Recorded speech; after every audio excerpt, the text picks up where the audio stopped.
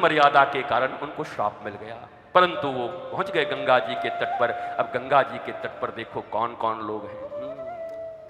वशिष्ठ, शक्ति, पराशर के पुत्र पराशर जी भी हुए उपस्थित हैं, पराशर जी भी हैं।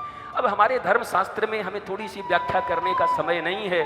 पराशर जी, सत्यवती,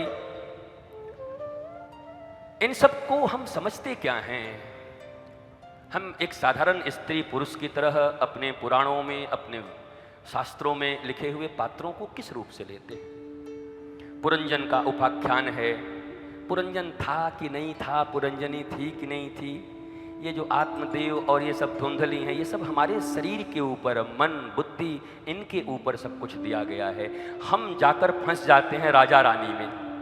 ऐसे कैसे हो सकता है? अच्छा ऐसे कैसे हो गया? वो ऐसे कैसे जन्म ले लिए? अम्बे अम्बालिका को ऐसे कर दिए, दासी पुत्र कैसे हो गए? अच्छा पहले भी ये सब होता था। कहाँ बुद्धि तुम्हारी खराब हो गई है? शास्त्रों का आशीर्वाद प्राप्त करो। ग्लास भर की बुद्धि है और सागर रूपी परमात्मा के कृपा से मिले हुए शास्त्र का तुम परीक्षा लेना चाहते हो, परीक्षा लोगे, परीक्षक बने हो। हमारे परीक्षित जी भी परीक्षक नहीं है, परीक्षित है। परीक्षक बन के नहीं आए हैं गंगा जी के तट। हम परीक्षक हैं, आज परीक्षा लेंगे कि हमारे सांप का उन्मूलन होगा कि नहीं। बिल्कुल नहीं होता।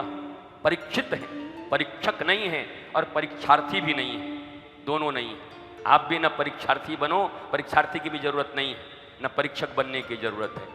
परीक्षित शब्द की मर्यादा को समझ लो, परीक्षित शब्द का किसी विद्वान से अच्छे से अर्थ समझ लो। परीक्षित बनोगे तभी बात बनेगी। पर हम में से ज्यादातर लोग परीक्षक बने बैठे। पिछली बार जो हुआ था उसमें महात्मा जी ने ऐसे भाई, इनका थोड़ा ठीक है, देश देश बोलते रहते हैं, भागवत पर पकड़ कम है।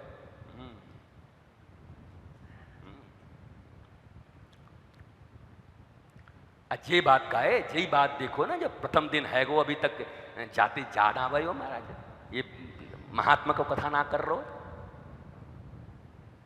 जब बात कछु समझ ना आ रहा है। यहां कोई परीक्षित नहीं है, सब परीक्षक हैं, और हमको परीक्षार्थी बनने का शौक नहीं है।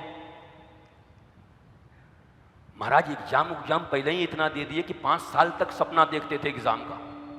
हमको एग्जाम देना सबसे खराब लगता था, और लास्ट में नहीं लाइव हो रहा है महाराज, नहीं बोले डिग्री खत्म हो जाएगी। तो महाराज हम बहुत ज्यादा इंटरेस्टेड नहीं रहते थे उसमें।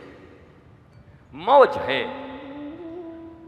विप्र का शरीर है, और विप्र को जो शोधन करना चाहिए, जिसलिए इस पृथ्वी पर उनका जन्म हुआ है, वो कर्म करने का प्रयत्न करता। मर्यादित जीवन जितना हो सके, कह तो नहीं सकता कि पूरी तरीके से जीता हूं, पर प्रयत्न चलता रहता है, और प्रयत्न ही प्रमुख है।